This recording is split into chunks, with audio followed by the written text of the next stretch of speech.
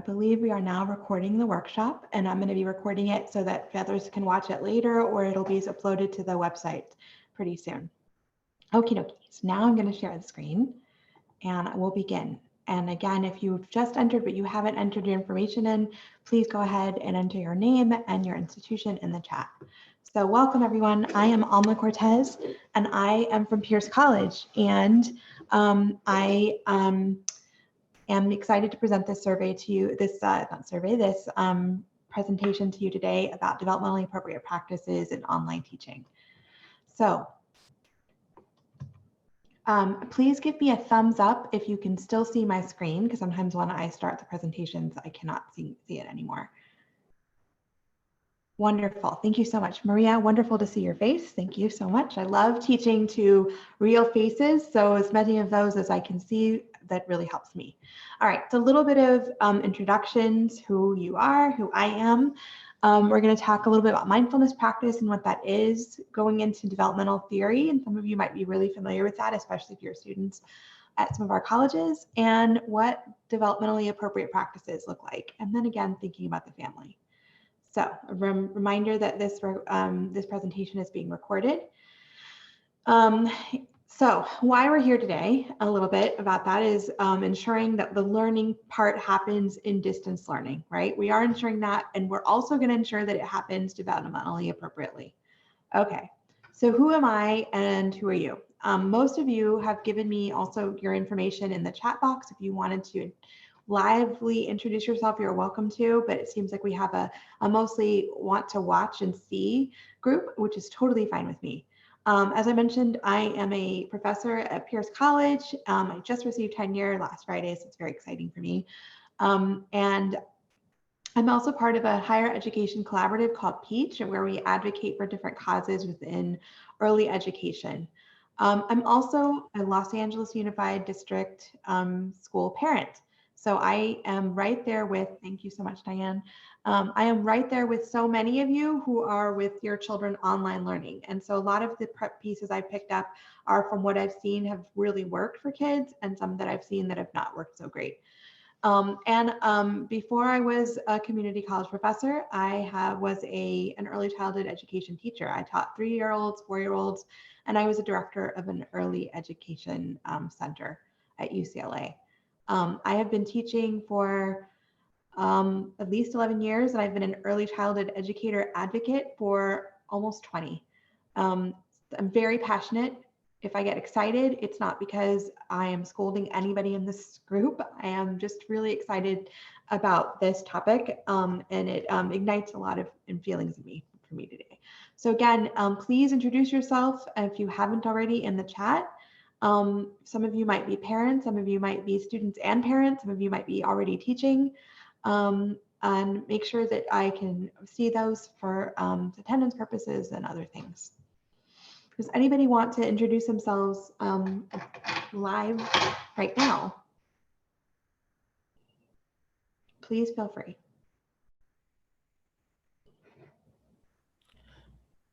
Hi, I'm Janisha. I'm a student at West LA, future teacher. Wonderful, welcome. Hi, Janisha. Hi, I'm Carrie. I'm a student at West LA College, and I also work for LA Speech and Language Therapy Center, where I help assist with the therapeutic preschool and the early intervention and other programs that they have there. And I'm also tutoring somebody online. Wonderful. So you're doing a lot of the things that we're going to be talking about today. Yeah. Great. And you might also provide some tips that I haven't thought of. So please, there'll be time for that later. But thank you so much. Anybody else want to share who they are? Maria, you look like you wanted to, maybe. Hi, I'm Maria. I'm currently studying at City College of San Francisco. I'm studying child development.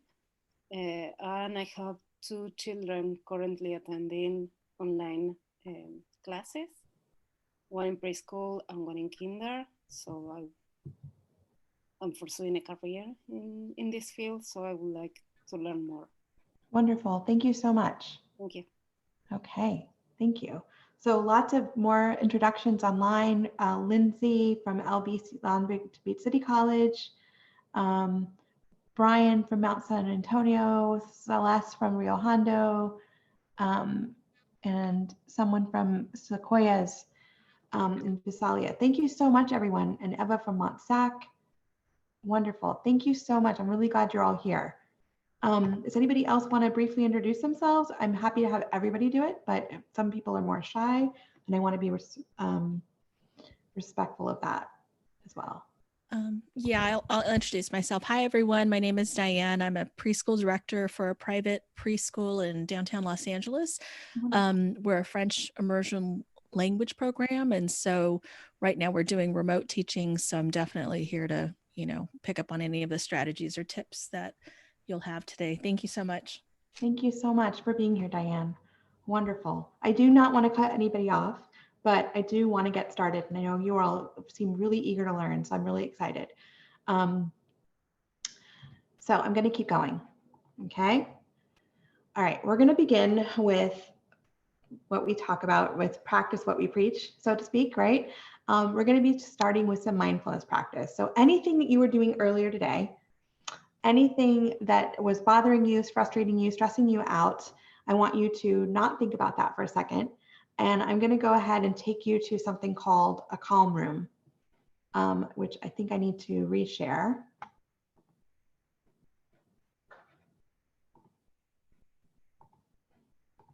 Everybody see that?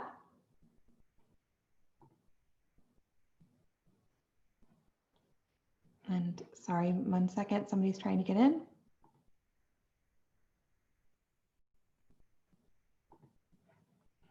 Okay, so if you can see this, wonderful. I am going to start us off with a mindfulness meditation. So bear with us. I know that you're here because you want to learn. So if you have your screen on and you feel like it's distracting you, you may turn it off. If you aren't already on mute, please do mute yourself. We are going to go ahead and anything you have in your hands, please take it out. Anything that you are, if you're not seated, please try to do your best to sit down and put your hands, either put them in a kind of nice little hold in your lap, or you can place them on the tops of your thighs. And we're going to begin. Today's intention for our time together is to help the mind find peace and balance, especially to help ourselves cope with the uncertainty of our world at this time. Let us begin today by finding a comfortable seated position. You can sit on your bed, against the wall, or on a comfortable cushion if you have one. Let's begin by closing our eyes and taking both our hands and placing them upon our heart. Take a deep breath in and listen to your own heart beating in your chest. With each beat, may it remind you of this beautiful energy, life, prana that is within you. With each beat, may it take you deeper within at this time, into the internal experience of your own being. Take a deep breath in through your nose,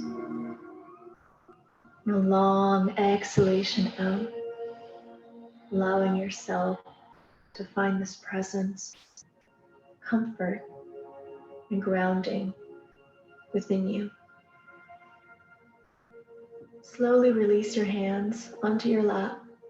Let's take the chin hand mudra, where we place the thumb and index finger together, allowing the palm of the hand to face upward, creating a seal of energy within your body. Close your eyes and allow yourself to go even deeper. Focusing your awareness to the space between your eyebrows, your third eye. Simply focus and notice if you begin to see any shapes or colors, or perhaps just complete emptiness and blackness. No judgment here, just simply observe. Breathe in and let it go. Allow your body to let go of any tension in your face, relaxing your forehead, allowing your eyes to feel heavy,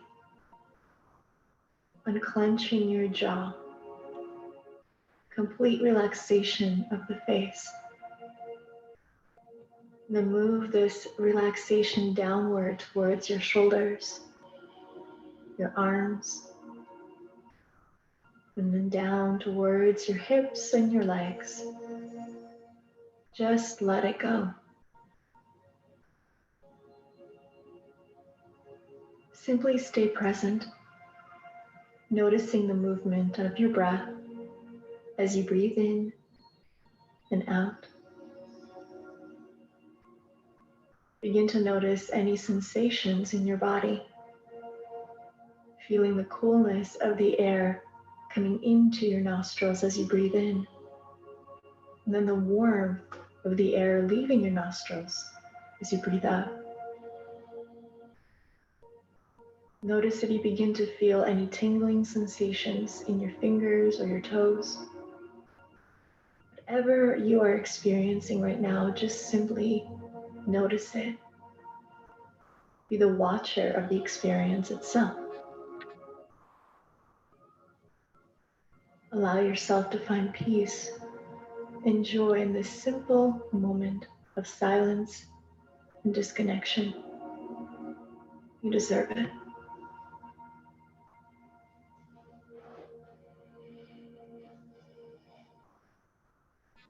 This is a time where it's very normal for our minds to begin to want to cling to something, a specific thought, a memory, a daydream, or perhaps even fear of the future.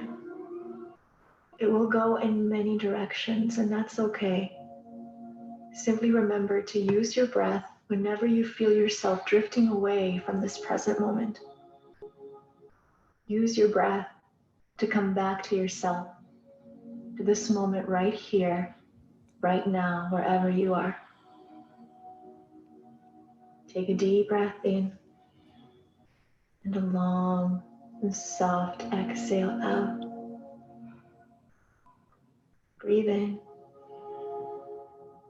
exhale out. In this moment, it's okay to realize that you may be feeling uncertainty, stress, or anxiety in your life. But remember, it is simply a reaction to the circumstances around you, which is creating a future that has not happened yet and won't necessarily happen either. Even though we may not be able to control what life brings our way at this time, what we do have control over is how we react to the challenges or any situations that are brought forward to us. So breathe in, and in this moment, choose to let all that negative energy go.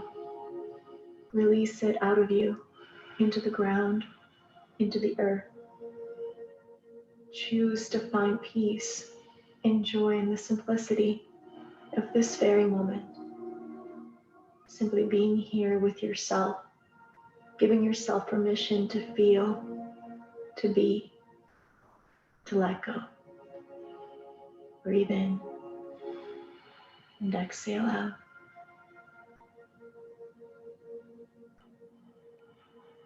As you begin to take your deep breaths, I want you to see and visualize a beautiful radiant white light around you. It can be crystal white or with a tint of any color that comes to you. See this beautiful light of love entering your body with each breath. Welcome this light through the crown of your head and downward into every fiber and cell of your body. Visualize this radiant light healing your body in all the ways that you need healing at this moment, making you stronger, grounded, and healthy. With your exhalation, begin to visualize this darker gray, murky color leaving your body. So inhale beautiful radiant white light and exhale dark gray energy out of your body. Create this beautiful intention to let go of all that no longer serves you. Any emotions, unnecessary thoughts. Exhale them out of your body, your mind, and your inner being. Inhale radiant light. Exhale all the weight off your shoulders. Inhale. Exhale.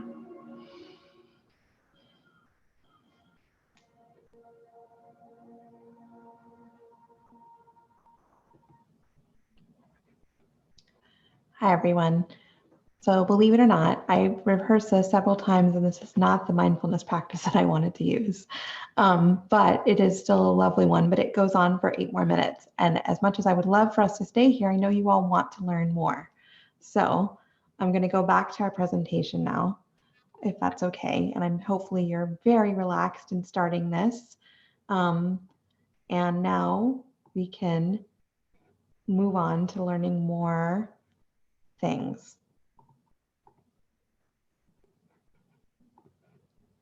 Hang on one second. Let me remember to share my screen. Hello, everyone. Welcome to. Sorry.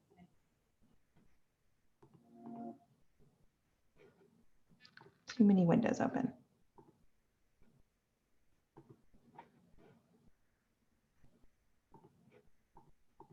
There we are. Somebody else is trying to get in. Hi. Okay, welcome back, everybody. Sorry, we were just, oh, I have the wrong screen up. Ah.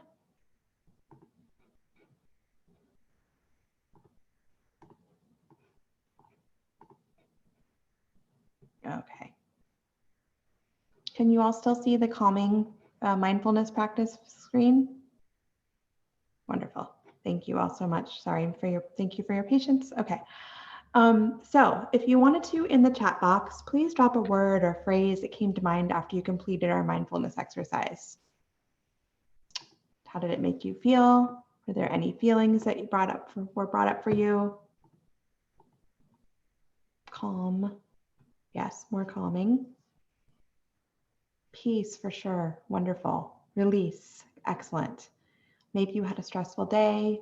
Maybe getting into the Zoom was hard. Hopefully not. But you're now peaceful, you're relaxed, you're ready to start.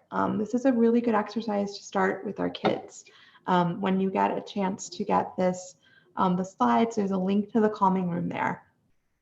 And it's a good way to just start your morning, or it's a good way to end your morning if you feel like your kids are needing that kind of practice. This is something that we as adults can do, but it's definitely also something that you can modify for younger children of different ages. You might have 8, 9, and 10-year-olds that can absolutely do a 16-minute mindfulness practice, and it might be a good use of your time. And you might have 4 and 5-year-olds that maybe can only last 3 or 4 minutes just sitting and breathing. And then again, you can just focus on the breathing aspect of it. So thank you all for sharing how you're feeling. So, not to stress you out, but we're going to flip the script a little bit and think about this image right here. So if anybody familiar with this TED Talk by Sir Ken Robinson, Changing Education Paradigms. For the sake of time, I was going to play this video, but because it is so lengthy, I just wanted to take the screenshot of the part that I feel like connects so much more to what's happening right now with us. What's happening right now, and this is obviously poor Sir Ken Robinson recently passed away in August, but he created this talk at the height of, the beginning of the iPhone craze, and where we were having access to video games and ads and television. And now we've kind of doubled down on that, and we're even more so interconnected to technology. We're watching Zooms constantly. We are, not constantly. We're watching Zooms all the time. We're still watching our iPhones. We now get Netflix and Hulu and everything else on demand constantly, Apple TV, etc. And I know there are access issues within that, but for the most part, we still are in a very stimulating time. And when he gave this talk, I believe in the early 2000s, we are not where we are now in the middle of a pandemic. And so now we are even more so exposed to all of this technology. So we're giving our kids mixed messages. We're saying, we're still doing this. We're still saying, look at all these different things. They're really stimulating. They're really exciting. And learn, focus. And that's really confusing to kids. And it's also confusing, I think, for us in our brains. So how do we tune out the stuff that we don't need and get our kids to think about the things we can? So that's a lot of what we're going to be talking about. I also want us to keep in mind, again, the why we're here, right? So a little bit about more why we're here. Gloria Ladson-Billings has recently said, we are not just in the middle of one pandemic, we're in the middle of 4 pandemics. The pandemic that we're currently in, this crisis of being at home, remote learning because of COVID-19. We're also in an economic crisis because many people have lost their jobs, they don't have income. And we are in the middle of a racial injustice pandemic after the murder of George Floyd, and the Black Lives Matter movement has really picked up. And we're now in the middle also of a crisis of climate change, where we've been in a climate change, but we've been having massive heat waves on our end of the coast, and on the other end, lots of hurricanes. So this is creating a lot of instability for our families. Parents are really stressed. There's so much unknown, as the mindfulness practice let us know. And so we really need to be mindful that schools are still supposed to be that safe haven. So all of us aspiring educators, current educators, directors, we are still supposed to be creating a safe space, but how do we do that when we're not within the walls of a school? Okay, so, but we still want to be mindful of the why we're here, right? Learning online may continue long after the pandemic is over, but we still want to be mindful of, let's do this the right way. Let's continue to do that. We're going to continue to think about this idea of, I've seen, and these are a lot of the ideas that have been percolating in my mind, but in a lot of educators too. A lot of parents I saw complain of, like, why am I doing this? I'm the one homeschooling my kid. When the teacher's the one that's supposed to be doing the work. So let me make sure that there's a really clear difference, right? Homeschooling is typically a personal choice, managed by parents.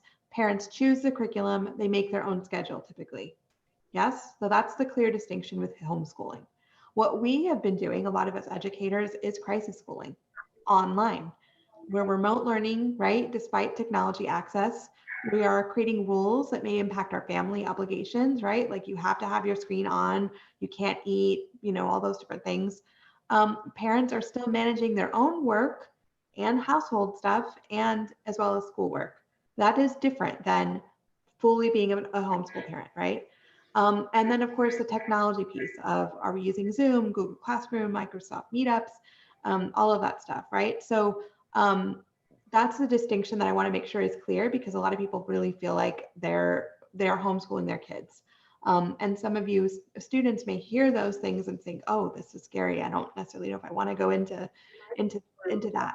You're not. What you are going into is a sense of crisis schooling. We may be moving away from that as we are getting used to, and this is becoming more of our normal. But I want to make sure that it's clear that many teachers are still proving that they are more, they're continuing to deliver the content, and that distance learning has not meant relational distance. So we want to continue to make those connections, continue to create that sense. So, sorry. Okay. So what happens when we are fully online, right? Well, one of the big pieces has been this lack of human connection. And what does that mean for kids? So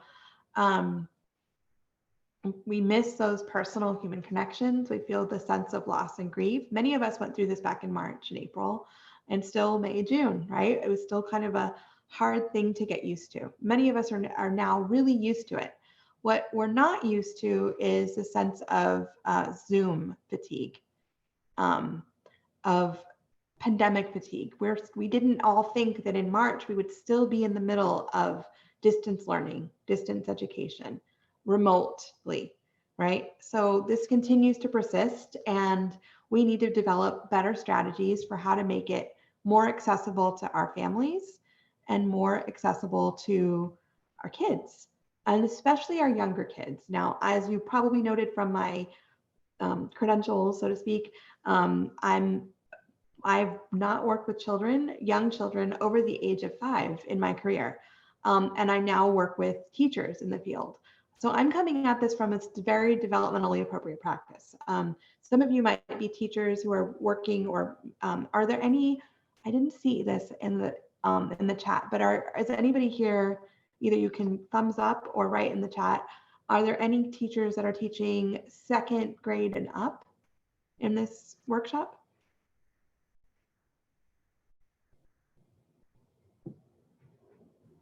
Well, I'm tutoring. I'm a 2nd grader on the side of what I'm also doing. So. Okay. All right. So so there's some of you who are maybe doing some part-time tutoring and maybe need these kinds of pieces, or you're going to continue to work with younger grades eventually. Thank you, Carrie. What was I saying? So yeah. So again, my credentials are more for the younger grades, but some of these you can still adapt for some of the older grades, right? But now we're going to go a little bit more deeper. Thinking about, sorry, my slides, Bronfenbrenner. How many of you, thumbs up, familiar with Bronfenbrenner? No. Awesome. Definitely 1, 2, good. All right. So the way that I process my information is by thinking about developmental theory. I know that sounds really nerdy and crazy, but some of you might also be the same way, where once you see theory, you can't unsee it. And you're, yes, thank you, Dr. Smith. So I can't unsee Bronfenbrenner when I think about this pandemic, because I never thought I would be a parent in a pandemic parenting. In my lifetime, I never thought that I would have to be remote learning with my child, or even remote teaching in the same way. So I tend to think about this time period of ours as thinking about the ecological perspective, right?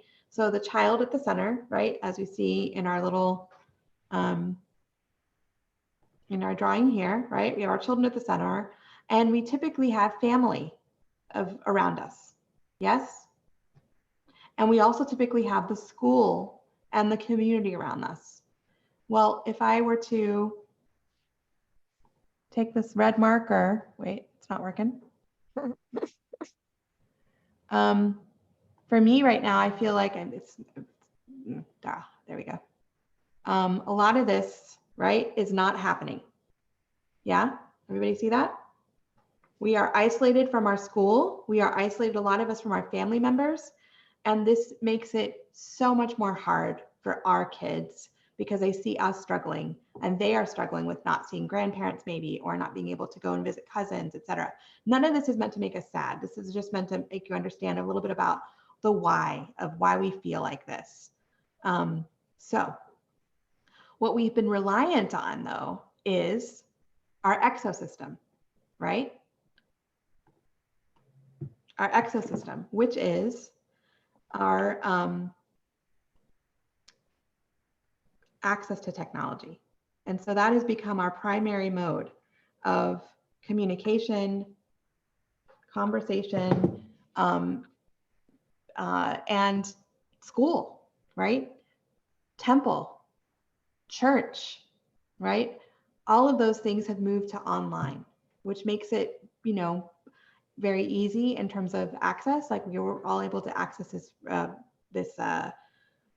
presentation right now, but it makes it difficult as a society for us. So I want us to be thinking about that exosystem piece, about how we rely on the mass media in terms of like the technology, Zoom access to get our primary learning, and the chrono system, right? That this is a moment in time, and it doesn't feel like a moment right now to us, but it is a moment in time that a lot of our kids are going to remember forever. So we have to be really, really careful about how we are going to change the shape of their learning. Okay. I also want you to recall Maslow and his hierarchy of needs. So here's a lovely this is a graphic I found online, right? A positive teaching, right? Are our students safe and fed?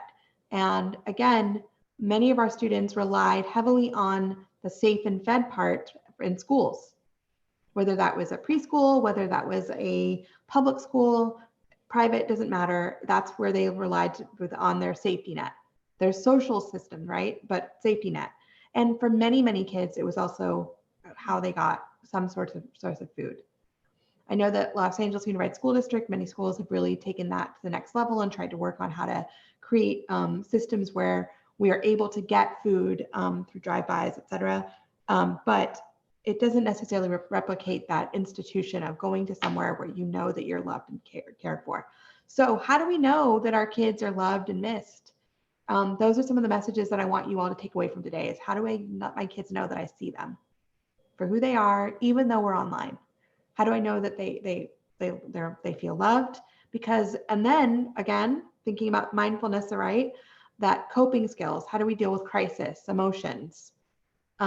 Most of our kids are going to hide that from everybody online, but we can still teach them those mindfulness techniques or other techniques that help them with their emotions long term.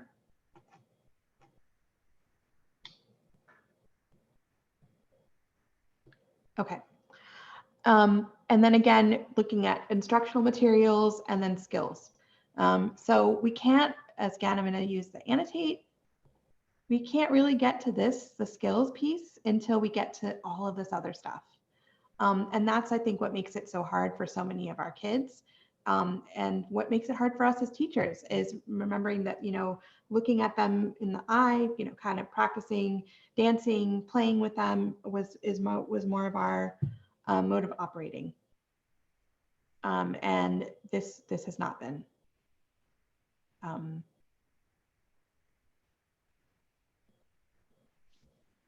What we typically do. What we've seen in the media, right, over here on this side is the struggle, right? Parents, teachers, students, we're all struggling with remote learning. So we know this isn't going away. And even again, after the pandemic is gone, it may still not go away. We still might be doing some form of online learning if families are feeling less safe and maybe feel like they want to do more coursework online. So how do we make it more accessible? How do we get to all of the stuff at the top of the pyramid and make it accessible without it being a struggle? Okay. So quick quiz, and I know some of you are not within the Los Angeles Unified School District, but I'm using them as my model because they are most what many of my students are used to. Students as parents, as well as students who are working to become teachers. So first of all, anybody know what the American Academy of Pediatrics guidelines for screen time are? Ages 2 to 5. No idea. Anybody else? Anybody in the chat? Thank you, Diane. It's about an hour. So for under 2, none, no screen time whatsoever. For 2 to 5, it's an hour. And then we get to the next range, which is 5 to 17, which is a huge range, right? And it's about, I want to say 2 hours a day. LAUSD, just for the sake of argument, and many other school districts may say differently, but for the sake of right now, the Los Angeles Unified School District says that screen time in front of TVs is different than screen time with Zooms. I see a smirk from Maria. Thank you for that, because I felt the same way when I heard that. I was like, this is why I'm doing this workshop, because I don't agree. I understand that they are trying to do their job, but I think it confuses parents when we think of Zooms as not screens, because it's still a screen. It still impacts our brain waves. It still makes it hard for us to sleep at night. So we need to be mindful of that. Okay. Also in the chat, if anybody knows, what's the difference between synchronous versus asynchronous? Anybody know? I think asynchronous, I forgot which one it is. One of them is like where you actually have like certain meeting times, and then the other one where it's just like all completely online and you're not, you just check in and do your own thing kind of. Okay. So Diane's saying live and recorded at your own time. And yes, you're right. TK, an hour is enough for K and TK students. And we'll get to that in a second because there's our specifications, right? Asynchronous students can watch videos and do assignments whenever they want, right? From wherever. Okay. So after March, when we basically everybody overnight flipped it and tried to do online learning, and some things really worked and some things really didn't. Over the summer, teachers had time to prepare, and the district was able to come up with guidelines. Synchronous work and asynchronous work. So anybody know how many minutes of online teaching are TK and K kids required? And this may be different from school district to school district, but this is pretty much the standard. 180, thank you, Maria. So 180 minutes. Now, that sounds like a lot. And that's a combination. And for K and TK and K, it's really only 45-minute sessions. So you're not supposed to go over 45 minutes. So that was one thing. Excuse me, I'll just get this. Oh, sorry. It's okay. Amira, did you want to say something? I'm gonna mute people if unless they're gonna talk to the group. 180 minutes for grades 1 to 3, and you can look this up because I've linked it. It is 230 minutes, and for 4 to 6, it's 240. So again, and that's a combination of synchronous versus asynchronous. So number one, that's a lot for parents to manage behind the scenes, but know that they've made some adjustments because they know that sitting and watching a screen isn't really the way, right? But we also know that there's a big concern about kids are getting behind. Well, let me tell you that from an educator, parent standpoint, and early childhood standpoint, the most important thing we're worried about at this point, I'm worried about for my children, is their social emotional behaviors. Are those going to be the things that lag behind? And the answer right now is maybe yes. And we'll get to that in a second. So just want to make sure that this is really clear, because it is important to note the 2-hour limit, and also to note that 180 minutes is longer than that 2-hour period, right? So it's conflicting. Pediatricians are going to tell you one thing, and our educators in the K-12 system are telling us a different thing. How do we figure out how to make it work for us? Okay, pretty cool. Sorry. So one of the tactics that I feel like really helped me to really think about this for all of you as well is this idea of adapting and making the family the center of it. So thinking about Bronfenbrenner and thinking about how do we make the family as the center. So if technology is our system, let's own it. Okay. So how do we incorporate the family? Because believe it or not, our families are learning right alongside the kids. So we need to think about ways like getting to know them, right? So first and foremost, if you're teaching online, I strongly encourage you to have some sort of notebook right next to you when you're teaching so that you can share or write down notes. So-and-so has this pet. She likes the color pink. Blah, blah, so-and-so has a little brother. He likes to come and read story time with us, etc. Does that make sense? So you want to kind of just take those notes of kids so that you know how to connect with them when they're online with you, okay? And eventually you know all of that and you'll memorize it and it won't be hard for you to remember. But for now, think about kind of just taking note of it. If you're depending on the parents that you work with, you can send out surveys of tell me who's in your family, or tell me what time is best for you for parent meetings, or what are some things that you need help with. Having maybe parent, kind of breakouts where they can meet up with you and help, troubleshoot technology.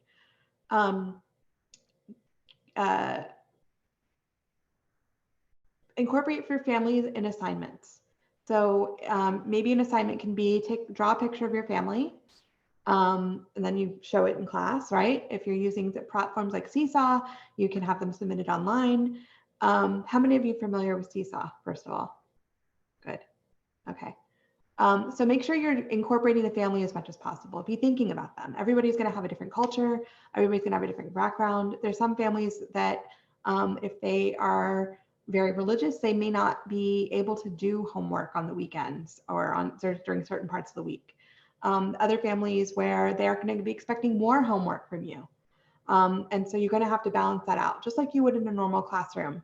But this is online. So how do you let them know that you care about them, even though they don't see you every day in person? Again, thinking about how much tablet internet access do they have? Are you able to send out an online survey?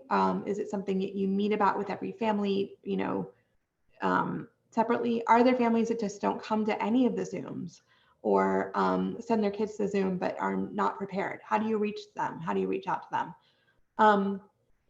Think about where the classroom is. I shared this picture of my daughter's space because that was one of the first assignments that they had of the year, was to share your space where you are learning. What helped, I think, the kids to feel really proud of it, of setting up a space that was theirs. And it also helped the teachers to know who's got what. Not in a nosy way, but in a, I want to help my kids way. I want to figure out who needs what and who do I need to reach out to more. Where is the classroom? Is it in their room? Is it in the dining room? Is it in another part of the house? Is it outside? Is it on-site childcare because they're an essential worker, right? And maybe they're struggling with like bringing resources every day. Get to know these things as you welcome your students. Oh, I noticed that so-and-so has a different hairstyle. You also may also notice the kids that don't want to be called out, and you can just nod and be like, give them a virtual fist bump or a virtual thumbs up of like, I see you. Thanks for coming today, right? And those are still those ways that you remain connected to them. They're subtle, they're little, kids notice them. Okay. Somebody in the chat wanted to say something. Thank you.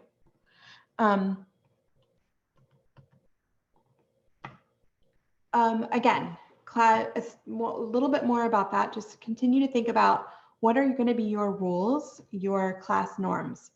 So if then again, the classroom is the computer / the bedroom / the living room or whatever, what are your norms? So the district as a whole said, set up your space, make sure the feet can be on the floor, right? And what they were trying to say by that was, we don't want kids laying down and doing Zoom. We don't want kids on the couch and doing Zoom. We want them sitting upright so that they can be focused and doing the right stuff. So this is a copy of some Zoom meeting rules. Now, this could be what you decide you want your rules to be. This could also be something that you're not okay with. Like you don't want everybody to turn on their video. Or you don't want people to eat during their room. So make sure you have that sense of like, what are my rules that are really important to me? Mute yourself until it's your turn. That's an important one. I would say I stand by that one, right? Because if everybody's talking at the same time, we can't have a lesson, right? Be on time is an important one, although sometimes technology is what it is, right? The very first day of school, we were all late because the district couldn't really handle all the Zooms, or Zoom was kind of imploding. Raise your hand, right? Figure out, teach the kids how to raise their hand either here or in the chat button or participants button so that they can figure out how to do that. Again, those are still assignments, right? That you can do. It's like, everybody practice, turn your mute on, turn your mute off, right? And it can be a game until they kind of have figured it out and they don't really want to test that limit anymore. I recommend potentially, if you can make this happen, helpers of the day or of the week, something that you can keep track of, right? So again, how do they connect with you? Have a pledge helper, someone who helps you with the pledge every day, an attendance helper, someone who helps you track like, oh, so-and-so's missing. And then of course, when they come back, welcome back, we missed you, right? If you need or help have a timekeeper or want that, that's a good idea. If you have a routine song that you sing a day of the week, or singing a song helper. Sometimes teachers do this on the fly. Sometimes they feel like it's too much, but these are other ways that you can kind of make it really like you're creating a community. And that's the most important thing right now, is you're creating a community online. They feel respected. They feel like this is their space and they love you as their teacher. And again, just a reminder about eating versus not eating. Some teachers are really strict about no eating in my class because I only have this 90-minute time period a day. So eat before or eat after, don't eat in the middle. That's a choice. I'm I'm sort of in the middle about it because there's some kids that may not be able to do that as effectively as they need to. But if that's your rule, then stick with it. Small groups, large groups. You might want to also try to establish that. Sitting in a group of 25 kids is a lot for some kids, and they don't have that time to connect.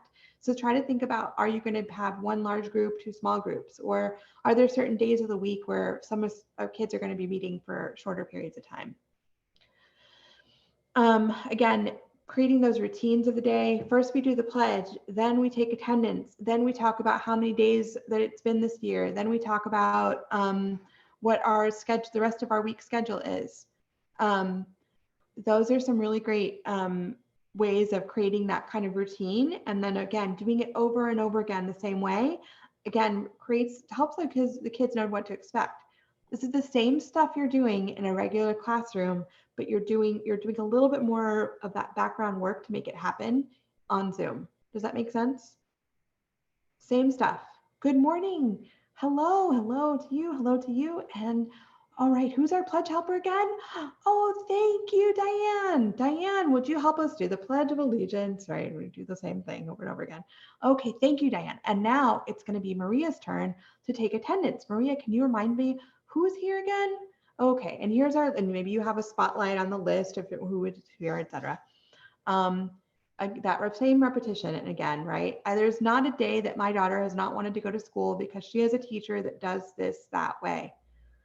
And she notices when hairstyles are different, when kids look tired, and she comments on it, not in a disparaging way, but in a, you okay today? All right, cool. Oh, you're just thinking. All right, cool. And so it's helpful to kind of get that sense of where people are. The really big bullet point at the end, I was going to make this an entire slide and decided not to because there's more important stuff, but explore the right learning materials that work for you. Get acquainted with Seesaw, Flipgrid, Schoology, whatever it is that your district is using, and practice it and use it over and over again. Because again, we're doing this for a while. We don't know how long. And so you want to get really used to it because it's our new normal. You can be sad about it for a little bit and then move on and keep going. Okay, movement, which reminds me I should stand up, stretch. If you want to stand up and stretch, you're welcome to do that too. Again, my recommendation is incorporate movement activities throughout the day. I would recommend doing them in your live class and maybe assigning them as homework. Not in a go and run around the house 5 times, but in a go on a walk and find things that start with the letter blah. Or can you find, if you're thinking about architecture, can you find 5 homes that have chimneys or have certain kinds of windows, different, whatever it works for you. It doesn't have to be, if it doesn't work for every family, it doesn't work. And they want to do it online, they want to do it online. But it's important for you to think about it because it's an important aspect of their day. You can incorporate mindfulness as part of your in-class asynchronous piece. How many of you are familiar with Cosmic Kids Yoga? And some of this sounds like it's maybe repeats of what you already know, but Cosmic Kids Yoga with storytelling. There are some free Cosmic Kids, and I would recommend definitely, yes, Go Noodle for sure, as you see in the picture. Definitely think about Cosmic Kids as a way to, so basically it's yoga with storytelling. We're going to do the Yellow Brick Road, and everybody acts out, how to be Dorothy and Scarecrow and Tin Man, etc., with yoga poses. You could create ownership by making them do it there on their own and recording themselves. You'd be surprised how tech savvy our kids are getting. Recording themselves doing anything is super fun, and they love it because they know that it's about them, right? Stretching. Your helper of the day could be one of your helpers of the day could be your stretch reminder to stretch. Child that every day at a certain time can remind everybody that they need to stretch. Yes, thank you. Jack Hartman is another good one.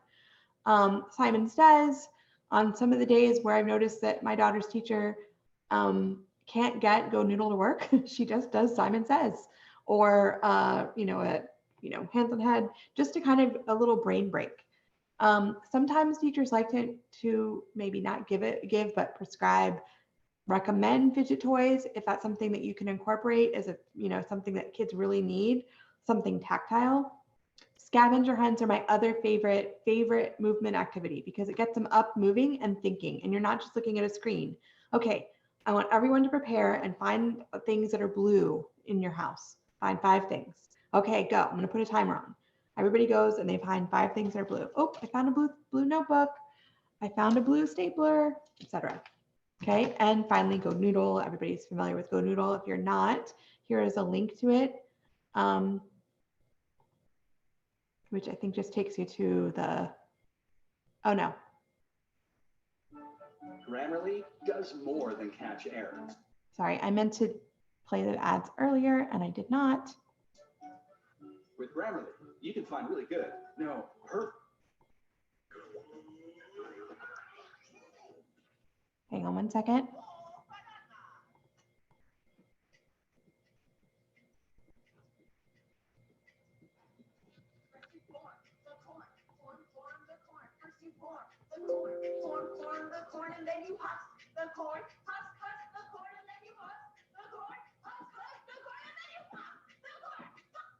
You get the idea. So these are different movement, fun activities that you can do with kids that are, a lot of sing-songy. I lost my, there we go. A lot of songs and singing that really help them kind of just to move and wiggle. A lot of teachers use them already in LUSD classrooms as part of their day. So now they're even more helpful online. Okay, more. Hands-on materials. We are running out of time. So if you want to stay longer, you can, great. If not, I will be sharing all this information. My big recommendation are hands-on materials. I need to, oops.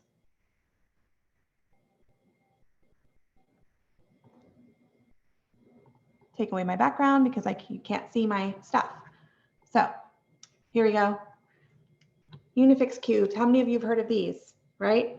So for math materials, these are really helpful, right?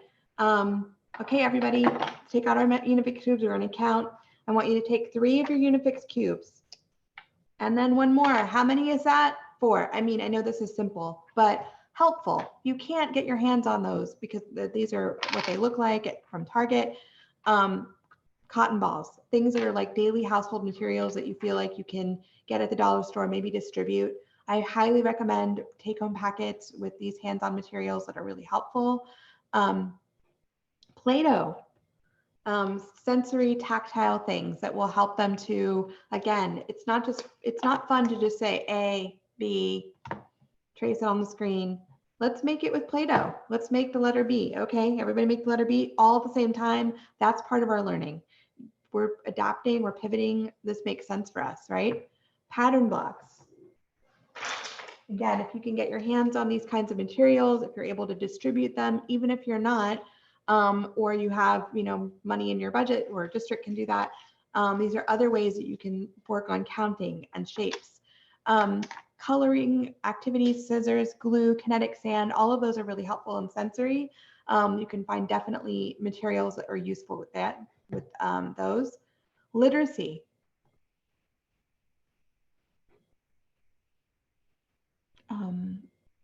Amira, what do I need to share? Can you guys see my screen? Yeah, okay. So puppets. Again, for your TK, kindergarten, even first graders, right? Having a puppet that's like your daily puppet that's like, this is our puppet who's going to help us count the days of the week or the days of the year. That can be really useful for them. It's a hands-on, it's exciting, it's fun. Books. How many of you have heard of Epic books? You can utilize that as a way to share a screen so you don't have to read from a book if it's hard for you to model that. Continue to think about journaling, right? As ways of, again, children sharing their own ideas, their own thoughts, etc. Share time, feelings, and leaving time for them to connect, or suggesting lunch meetings are my ideas for social emotional activities, where they can definitely talk about themselves, how they're feeling. These are definitely activities that you can do in your classroom that are live activities, or conversations that you have that you then take and do an asynchronous assignment. Some books that I recommend that not exclusive to this group, and some more that I found. Wembley Worried, about a child or an animal that worries a lot. Not Forever, but for Now. What to Do with the Problem, I Am Enough, Irene the Brave, You, Me, and Empathy.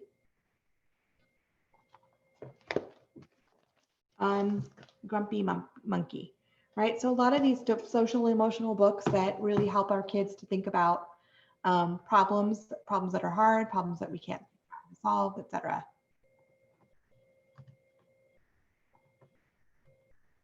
Okay, finally, recommending outdoor time.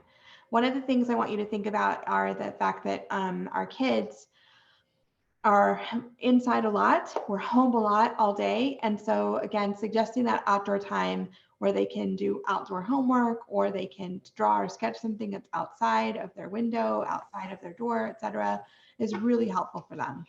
It helps them to kind of get that brain break that they need, so that they can come back inside and be unstimulated, so they can go back and do work. Again, continue to think about encouraging play and learning around hard topics. So this is not a great picture, but this book, Something Happened in Our Town, is a really important book that we talked about a lot this summer. So essentially, this is still a hard time. Our kids are still struggling. Parents are still struggling, and we can't just push away those feelings, and we can't just push away those thoughts that they're having. So we want to continue to encourage play. Can't do play online, but we can have conversations and learning about topics that are important. So things that have come up recently, our election, right? The continued news about illnesses and people getting sick, Black Lives Matter. All of these you can talk about with the use of books. The ones that I recommended before.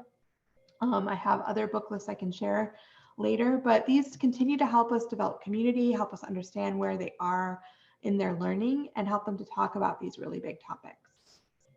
Final thoughts. Once you find your groove of teaching, continue to think about the fact that as of now, not in the future, but as of now, our families are still in crisis mode. We want to continue to connect with parents, whether it's a weekly email, whether it's ongoing conversations or Zoom calls, newsletters, etc. They're still going through grief and loss. So you want to demonstrate some grace. It's okay that they didn't do every assignment, or it's okay that they didn't turn in an assignment this week. Just, catch up when you can, right? For our younger ones, right? For your older ones, I know that it gets a little harder, but you would be surprised how much they want to dig into that work so that it keeps them busy instead of thinking about other things. Continue to think about their social, emotional development, well-being, which you can do through mindfulness, which we learned earlier, right? For your own self as a teacher, as you enter this world of teaching, practice self-care, recognize your own feelings of loss and fear and disequilibrium. Make sure you find your own space to use techniques from the calming room. There are other apps that you can purchase, but also free pieces like Headspace, Calm, 10% Happier, Better Health, Bloom. I rushed through the very end. Thank you so much for your participation, for your attendance. I will be saving all your information so I can send you all certificates. And here is my information, my email address. I forgot to share, and then there's also a survey link that you can take. And finally, you can follow Pierce College Child Development on Instagram, or myself, Dr. Alma Cortes, on Twitter. I'm happy to stay on longer and take questions or comments. Thank you, guys.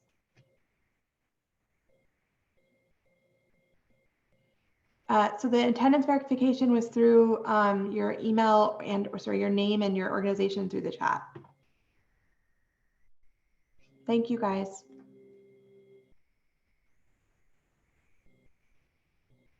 Does anybody have any questions? I forgot to share my picture of all of our online learning guys, but Everybody says these guys all taught virtually. They did, but they chose to on television. So don't compare yourself. Thank you, Saba.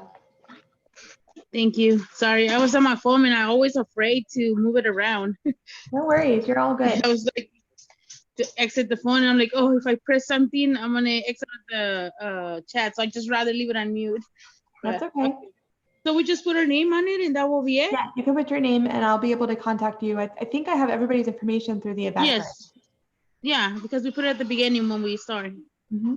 Okay, well, thank you so much. It was great. Thank you. Have a wonderful day. You too. Bye, Bye. everyone. Thank you guys so much. I'll stay on for a few more minutes if there are any questions.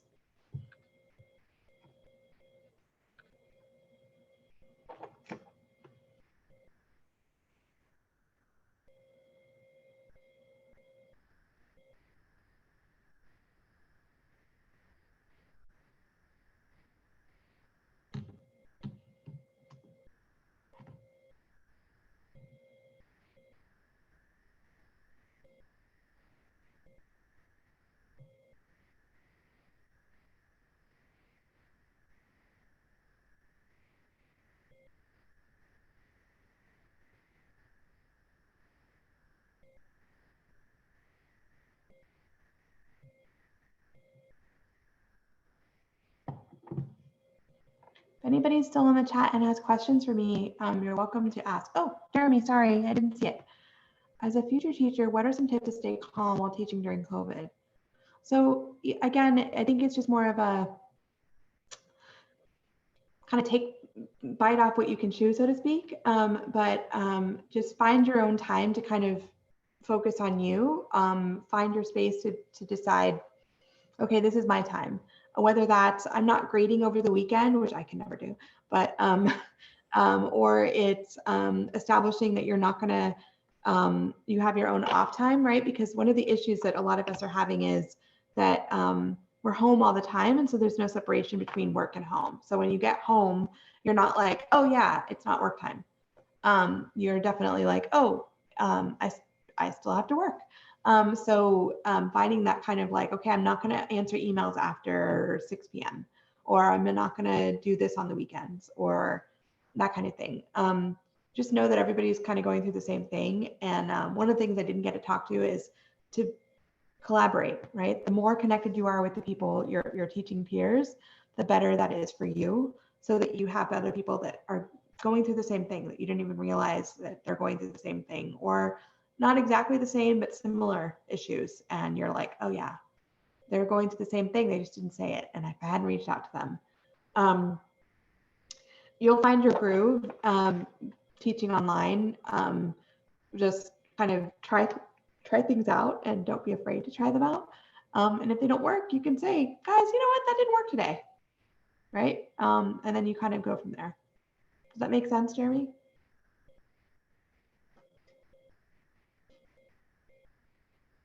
Awesome.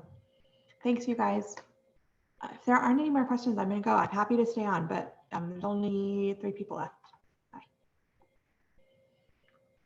Take care, everyone.